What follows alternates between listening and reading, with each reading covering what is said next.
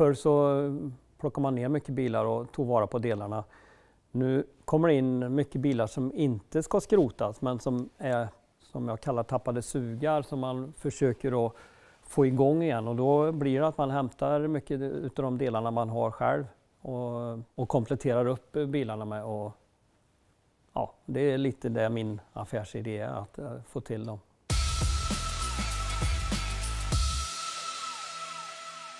Hallå, hallå! Ja, men tjenare! Hur är läget? Ja, det är bra. Hörru, det var länge sedan jag var här nu. Ja, det var en massa år sedan faktiskt.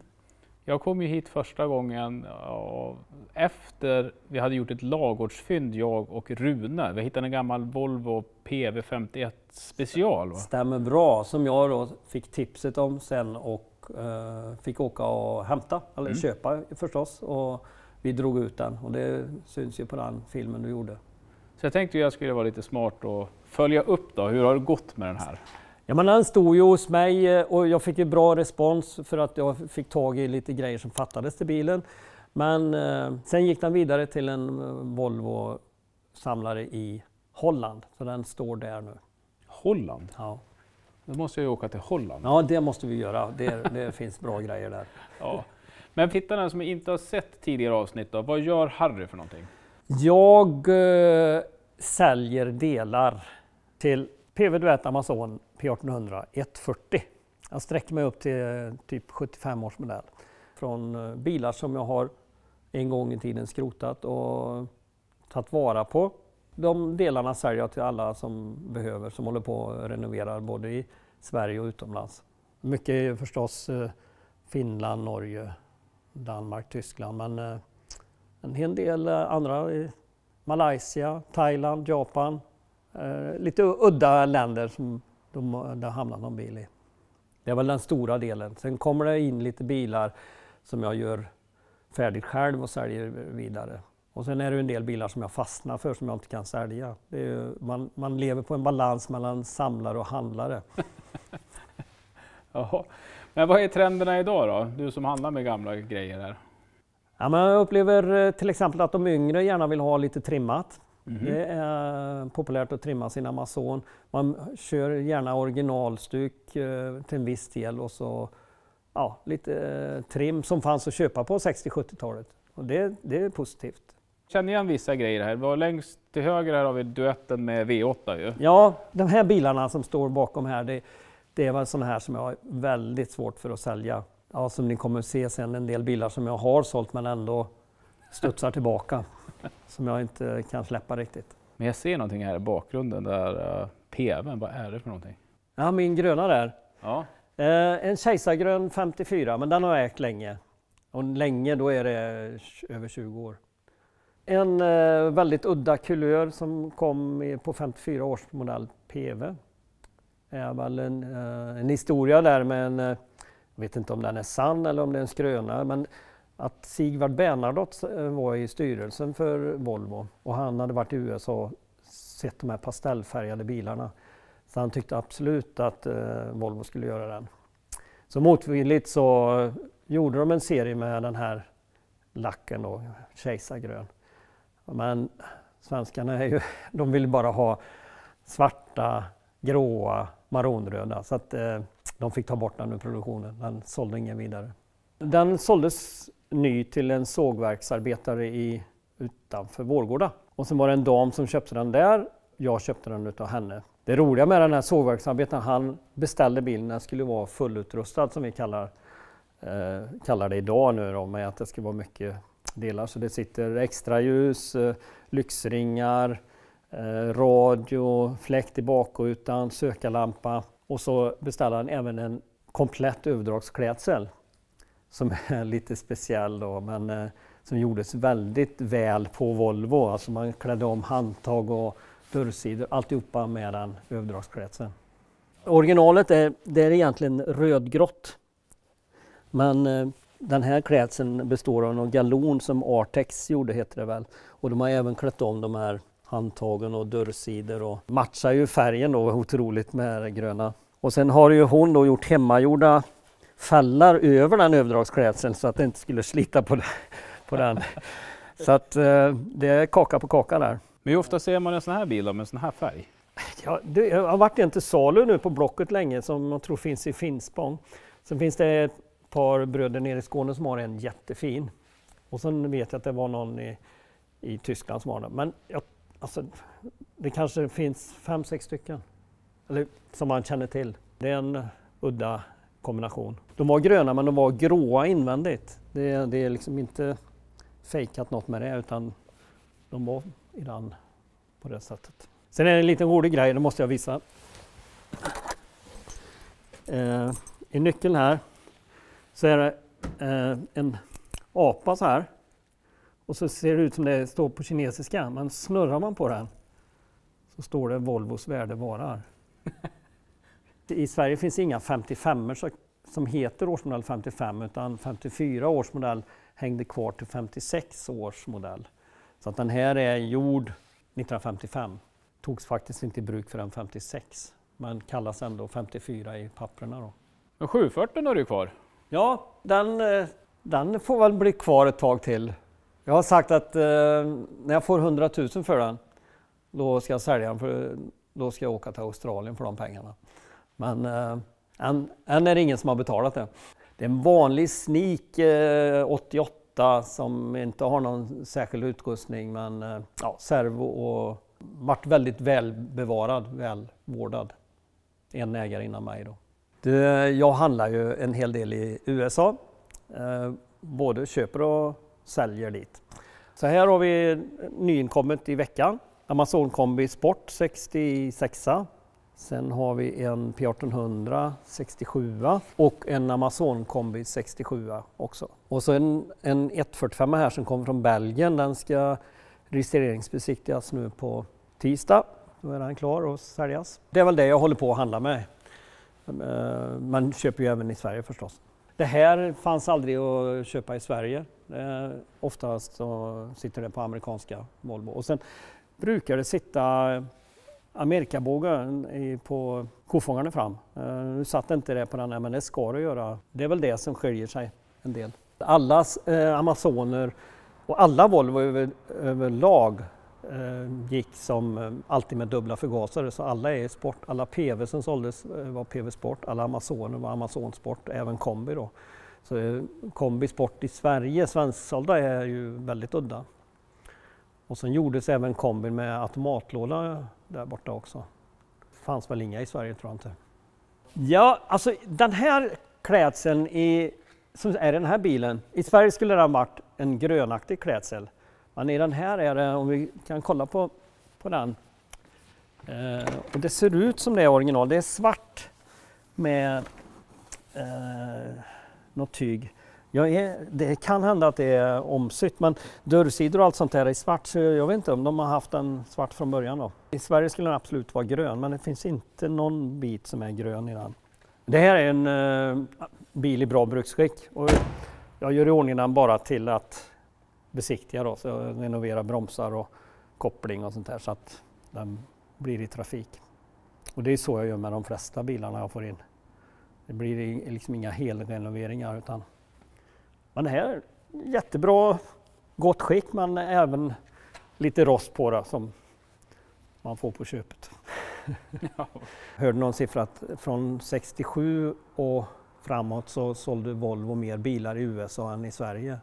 Sen är det ett stort land så det försvinner i mängden men nu har jag varit över några gånger och träffat Volvo-folk och det finns oerhört mycket. Särskilt P1800 då. Vi var över i oktober och hittade någon samlare som hade 80-90 bilar. Oj! Ja, så det finns. Fina P1800 är mycket dyrare i USA än här. Så det jag köper är oftast objekt då, som är bra objekt att ta hit. Så den kommer också ta sig, renoveras bromsar och ta sig i trafik och sen är det meningen att den ska säljas. Ja, men den kommer också från USA. Inte riktigt komplett men en bra, det är alltid sport som jag sa då. Det är en mörkgrön 67. Men den kom hit utan motor och sådär så att det blir väl något ur lagret här som man stoppar i. Jag är lite svag för Amazon 62-64. Det här är en 64 som har varit i samma familj sedan 1964 då förstås. Morfar, mor och dotter har haft den. Men den har ju stått i många år och jag hämtade den i torsdags. Så att nu är det bromsar och få igång den. Jag får nog byta skärmar på den. Men den har gått 13 000 mil. Jättefin klädsel. Så det finns något att bygga på den. Och så på den här rundan, det är ju fel grill på den här då. Och det är det som 62-64 är ju mer säregen grill. Som är den vackraste jag har på den här nu då. Och de är ju svåra att få ihop för de byttes ut ofta när de skulle modernisera bilarna under 60-talet. Så var det så lätt att byta grillen till en nyare. Så de här är svåra att få tag i. Och det är så specifikt för 62-64 då. Så då vill man verkligen ha den grillen. Då blir det rätt. Det här är ju svåra grejer att få tag i. Men det har de tydligen haft från början på den här bilen då, som gjorde att man kunde så att säga bädda ner den. Och det är åtråvärt. Riktigt välbevarad bil på det sättet. Jag tror de hade varit in och besiktigat den 2014. Men det låter jag vara osagt. Det känns som att den har stått längre. Ja, som ni har förstått så är jag inne på udda färger. Och då är ju förstås färgkod 85, blågrön. Ligger mig varmt om hjärtat då. Och här är en hyfsat bra originalbil som har en del rost men fortfarande är bra i lacken däremellan. Gjordes 600 Amazoner i den här kulören och ett antal PV förstås, vet jag inte antalet, 29 duetter. Det man påstår är att det var någon pigment i kulören, just i den här kulören, som gjorde att han torkade saktare i produktion. Och då var de tvungna att ta bort den för den hindrade övriga på bandet där. Så den togs bort, den gjordes bara under någon månad hösten 63 då, som 64 års modell. Så det är därför den är lite udda helt enkelt. Det var folk som hade beställt bilar i den här färgen men inte fick den på grund av att Volvo beslöt att ta bort den. Men det är en jättegod och mjuk blå färg. Den här köpte jag i Rättvik för 2005 tror jag. Den har varit här ett tag. Och jag har beslutat mig för att sälja den några gånger. Så jag har sålt den 2 gånger och sen har jag köpt tillbaka den. För jag har ångrat mig. Så första gången var den borta härifrån i 3 år. Och så förstod jag att han inte ville fortsätta med bilen och då köpte jag tillbaka den. Och sen sålde jag den faktiskt i fjol igen till en kompis. Man köpte tillbaka den efter ett halvår sedan. Nu får den bli här tror jag ett tag. Ja, den har kommit nu i veckan från USA också. En lite ombyggd P1800 eller en annan nyans på lacken och lite annan inredning och sådär. Men verkar vara en bra bil rostmässigt då, så att det blir lite bromsjobb och lite ordning på den nu. Det är en 1970 1800E, men sitter en Weber-förgasare på den här istället för insprutning. Insprutningen på P1800 har ju varit oroligt, alltså svårt att skruva med. Och sen en annan sak i den här är det ju original AC och det är sällan det fanns i Sverige. Så att Volvo sålde ju många P1800 med aircondition och i den här funkar den då. Så det är ju lite intressant. För övrigt är det väl ungefär samma som i Sverige vad det gäller P1800 då. Har du köpt EPA? Ja, det här är en EPA-traktor som gjordes som EPA-traktor 72. Men Volvo sålde något som kallas leveranschassi och då var den kapad här. Och så byggde påbyggarna då med träkaross. Så dörrarna är i trä, ramen här är i trä och så klädde man på plåt på dem. Och det gjordes inte många sådana. Men sen tycker jag det här, alltså detta är ju så vackert. Det är ju ett hantverk. Sen var ju detta en äkta EPA så att den var kortad. Så nu är den förlängd till original. Och sen har jag haft god hjälp av en kille som heter Peter som har gjort flaket och modifierat då så att det ska se ut som den gjordes från fabriken i Den här är byggd i Floda och det är årsmodell 56. Så den ska in nu och göras riggbesiktning på. Och jag kan tänka mig att det här blir en trevlig firmabil för mig faktiskt. Här är ju en rätt god typiskt 80-talsduk vad det gäller EPA-traktorer med Teddy och liten sportratt och så här. Det kanske blir en viss förändring där. Och så har han gaspedalen, är en klassiker med. Typiskt sånt där som man köpte på Comfort och Hacing. Jag har en originalsoffa där ute som vi ska göra en kopia av för att få in här och få bort de här stolarna. Och det här är originalsoffan till den bilen, eller den pickuppen. Så den ska monteras in en sån inredning så småningom. Ja, det här är en B20 E-motor som är renoverad, som jag har köpt av min kompis. Han har gjort i ordning den och jag tänker det är bra att ha när det kommer in en bil och man behöver byta motor. Då har jag ett färdigt koncept att bara stoppa i här. Kan ju hamna i en Amazon-kombi som jag har här ute, som är utan motor. Ja, det är till en Duett här. Det är nytillverkat men det är precis enligt den gamla modellen. Jag tycker det gör sig riktigt bra på en Duett. Många delar måste nytillverkas, det finns liksom inte så det räcker till. Utan då tycker jag det är bra att det finns folk som tar till det och gör nytt. Och det får man väl säga att Volvo är förhållandevis lättrenoverat med tanke på att det är flera företag som tillverkar grejer som passar. Nu har vi ju hamnat en våning upp och här är mycket inredningsdetaljer och lite annan lagerhållning också. Här springer jag väl varenda dag och hämtar grejer. Som jag sa tidigare så vi säljer 25% utomlands och resten hemma. Och det är mycket prylar här som ska iväg. Sen har vi det här med baksoffer till både PV och Amazon är ju inte lättsålda. Nej, det är väl inte storsäljande direkt. Utan sen är det ofta att de är ju snygga och de är bra. Det tar emot att slänga dem. Men alltså, det går väl till en viss gräns. För nu börjar det lagras i högvis här. Så att, men det var faktiskt en kille här från Tjeckien. Han köpte en baksoffa till en 56 PV. Så det var veckans försäljning. Då blir man jätteglad att man blir av med det.